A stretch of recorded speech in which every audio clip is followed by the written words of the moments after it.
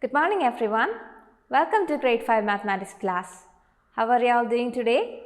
So we have started a new chapter called basic geometry, and in the previous class we discussed some very basic concepts in geometry. Today let's see what is a point, line segment and ray in detail. So let's first see what a point is. A point is usually represented by a dot like this. You cannot practically measure it, so you can say a point is something that has no dimensions. And you always represent a point using capital letters like A, B, P, Q, etc. Now, what do you mean by a line?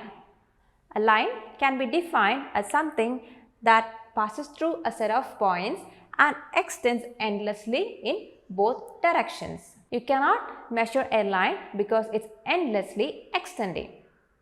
And you see these two arrows here? It says that this is a line that is extending in both directions. And you see the points A and B marked on this line? And using this A and B, we can name this line as line AB. And you see this small double-sided arrow above the letters? This is how you represent a line. You write the name of 2 points on the line, like in this case it's AB. Just write the points AB and then above that you draw a line with arrows on both sides to represent that it is a line extending in both directions. If that is the case, what is a line segment? A line segment can be defined as part of a line. See? This is a part of a line and it has 2 endpoints A and B. So this line segment has a starting point and an ending point. And this is how you represent a line segment. You write the name of the endpoints. Here it is AB. So you just write AB and above that you draw a line, a small line.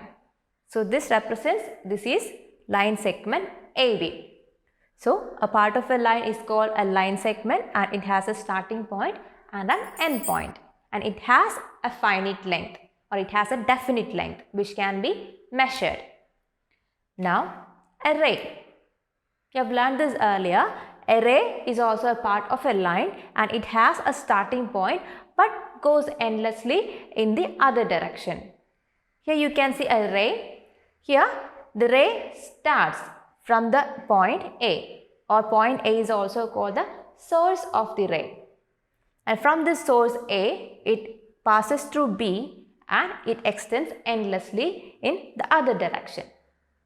This is how you represent a ray. First, you write the name of the starting point or the source of the ray. Then you write another point on the ray. Here these points are A and B. So you just write AB and above that you draw an arrow which has only arrowhead at one end and it shows the direction of the ray.